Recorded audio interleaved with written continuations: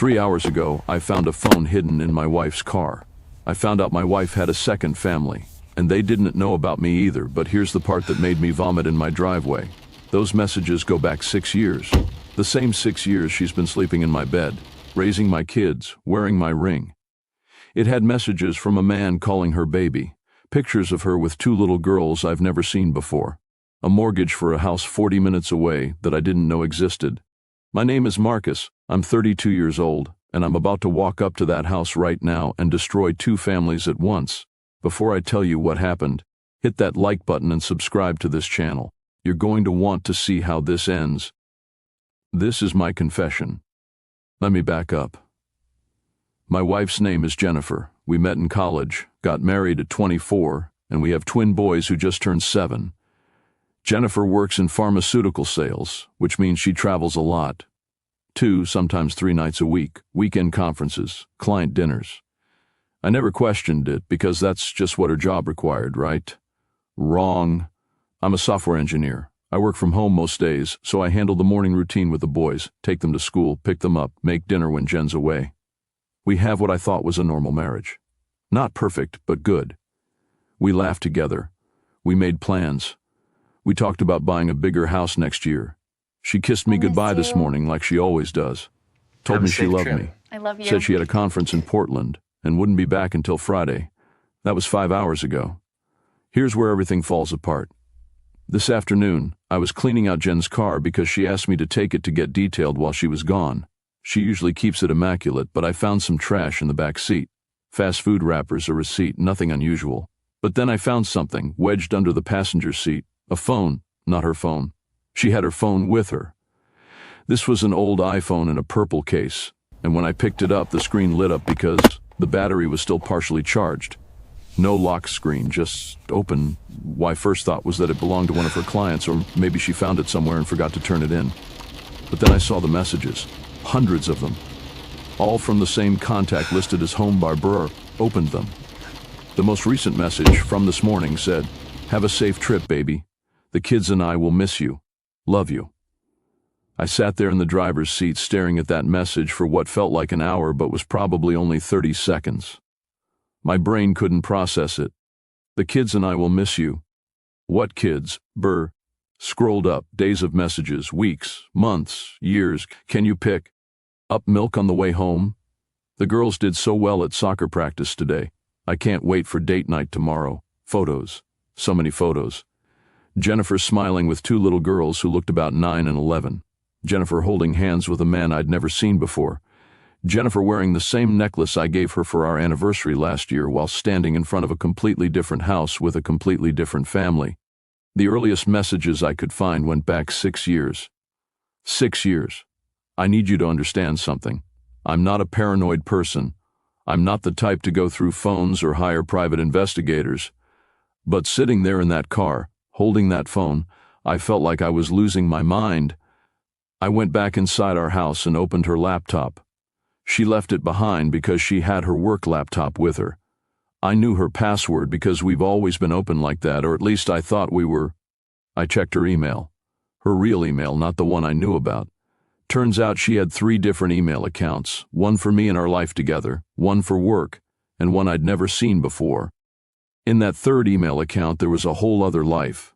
Mortgage statements for a house in Hillsborough, a suburb 40 minutes away, electric bills, parent-teacher conference reminders for Emma and Sophie, health insurance documents listing her and someone named David Pritchard as the parents. David Pritchard. I Googled him. He's a high school teacher. Married, according to his Facebook profile that I could partially see. Married to Jennifer Wallace Pritchard. The same Jennifer whose legal name is Jennifer Wallace Chen because she took my last name when we married. Or did she? I started putting together a timeline, and this is where it gets even more insane.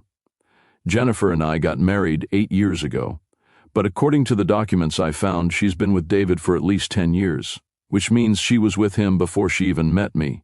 The twins, our boys, were born 7 years ago. But Emma and Sophie, the girls in the photos, are 9 and 11, which means Jennifer had those kids before she had ours. I found a marriage certificate in one of her email attachments. She married David Pritchard 9 years ago in a small ceremony at a courthouse, but she also married me 8 years ago. 2 different marriage licenses, 2 different last names, 2 completely separate legal identities. How is that even possible? How did she manage to get 2 social security numbers, 2 driver's licenses, 2 complete sets of identification? I don't know. But somehow she did. The more I dug, the worse it got. Her pharmaceutical sales job is real. That part wasn't a lie. But the travel schedule she gave me was completely fabricated. When she told me she was going to conferences, she was actually going home, to her other home, with her other husband, with her other kids. When she told David she was traveling for work, she was coming home to me and our boys. She's been living 2 completely separate lives. 2 marriages, 4 children, 2 men who both think they're the only one. And here's the part that makes me feel sick. I calculated her schedule.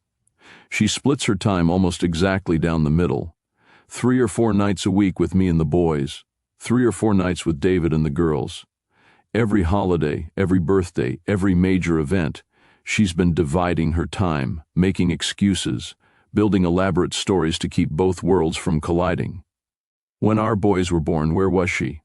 I remember she had some complications after the delivery and had to stay in the hospital an extra 2 days. I thought it was medical. Now I'm wondering if she was stalling because she had to figure out how to explain her absence to David. So here I am, sitting in my car 3 blocks from David Pritchard's house, Jennifer's other house, the address I found in her emails. I don't know what I'm going to do. I need to make a choice right now. I can't sit in this car forever. Option 1. I go to that house, ring the doorbell, and introduce myself to David. Watch his entire world collapse the same way mine did. Maybe Jennifer's even there right now. Maybe I'll walk in and see her cooking dinner, or helping the girls with homework, playing the role of devoted wife and mother in a completely different context.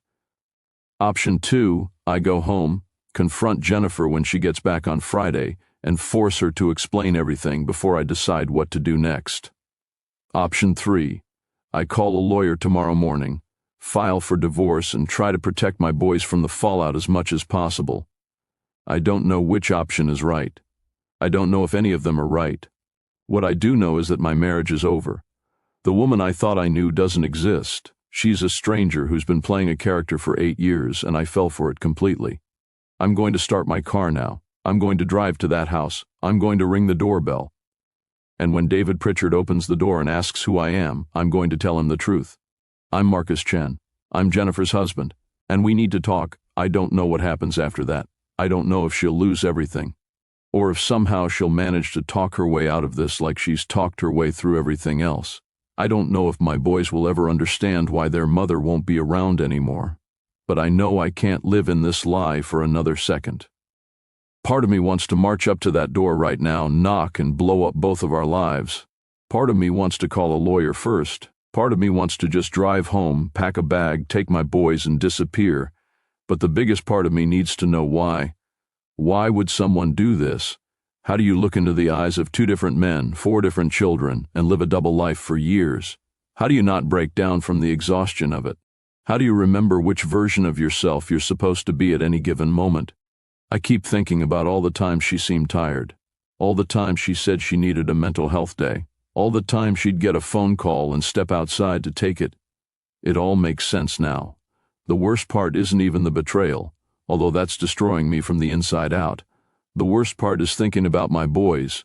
They're 7 years old. They love their mom more than anything in the world. When she comes home from her business trips, they run to the door screaming, "Mommy!" and she scoops them up and spins them around. Was any of that real? Does she actually love them? Does she love me? Or are we just part of an elaborate performance she's been putting on for nearly a decade? And what about Emma and Sophie, the girls I've never met but whose faces I've now seen in dozens of photos? Do they know about us? Does David know about us? I don't think he does. Based on the messages I read, he seems just as clueless as I was 3 hours ago. He sends her messages about normal life things, asking her to pick up prescriptions, telling her about problems at work, making plans for summer vacation. Summer vacation. Jesus Christ, we were supposed to take the boys to Disneyland this summer. I wonder where she told David she'd be during that week. If you're listening to this and you've ever felt like something was off in your relationship, trust that instinct. I ignored so many red flags because I didn't want to believe the person I loved could be capable of something like this. I was wrong, and now I'm about to go destroy 2 families, including my own, because there's no other choice. I'm getting out of the car now. I just rang the doorbell. I can hear footsteps inside.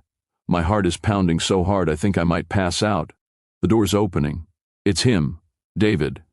He's shorter than me, maybe 5'8", wearing a sweater with paint stains on it. He looks tired. He looks normal, like a regular guy who has no idea his entire world is about to implode. "Can I help you?" he says. I can hear children laughing somewhere in the house.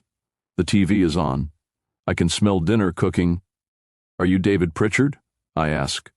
"Yeah, who are you?" "My name is Marcus Chen. I'm married to Jennifer Wallace Chen, and I think we need to talk." The color drains from his face, not because he knows, but because he's confused. He has no idea what I'm talking about. "I'm sorry, I think you have the wrong house. My wife's name is Jennifer, but her last name is Pritchard, and she's at a pharmaceutical sales conference in Portland right now." I finish his sentence. He freezes. I pull out my phone and show him a picture. It's from last Christmas. Jennifer and me with our twin boys in front of our tree. She's wearing the same red sweater she's wearing in one of the photos on the phone I found, the one where she's with him and his daughters. David stares at the photo for what feels like forever. Then he looks up at me. "How long?" he whispers. 8 years for me," I say. "How long for you?" 10. We just stand there. 2 men who've been married to the same woman, staring at each other on his doorstep. "Daddy, who's at the door?" A little girl's voice from inside. "Stay inside, Emma," he calls back, his voice cracking. Emma, one of the daughters I saw in the photos. That was 4 hours ago. David and I sat in his car for 2 hours comparing notes, our entire lives laid out on our phones, messages, photos, documents, receipts, putting together the puzzle of how Jennifer managed to maintain 2 complete identities for nearly a decade. We called her together, put her on speaker. She tried to deny it at first, said I was crazy, said David was being paranoid. But then we started reading her own messages back to her from both phones, and she went silent. For about 30 seconds there was nothing, just breathing on the other end of the line. Then she hung up. We've both tried calling her back, dozens of times. It goes straight to voicemail now. David's sister came to pick up his daughters. My mom came to get my boys. We didn't know what else to do. How do you explain this to children? We filed police reports. Turns out what she did is actually a crime. Bigamy. Identity fraud. We found out she has 3 different social security numbers, 3 driver's licenses, 3 complete identities. The police are investigating now. It's been 3 days. Jennifer hasn't come home, not to my house, not to David's. She's disappeared completely. The police found her car at the airport, long-term parking, no record of her boarding a flight, but that doesn't mean anything. She's proven she's good at becoming someone else. David and I talk every day now, 2 strangers bonded by the same betrayal. We're both filing for divorce. We're both in therapy. We're both trying to figure out how to explain to our kids why mommy isn't coming back. I keep asking myself if there were signs I missed, and the truth is, there were. So many. But I loved her, so I ignored them. I made excuses. I believed her because I wanted to believe her. That's the part that hurts the most. Not that she lied, but that I made it so easy for her. If you're listening to this, learn from my mistake. Trust your instincts. Ask questions. Don't ignore red flags just because you're afraid of the answers, because the truth always comes out eventually. And when it does, it destroys everything. This is my confession. This is what happened when I found out my wife had a second family, and neither of us knew the other existed until now. If this story resonated with you, or if you've ever experienced betrayal like this, I want to hear from you. Drop your story in the comments below. You're not alone in this. And if you want to hear what happens next, because trust me, this story isn't over, hit that subscribe button and turn on notifications. The police investigation is ongoing, and when there's an update, you'll be the first to know.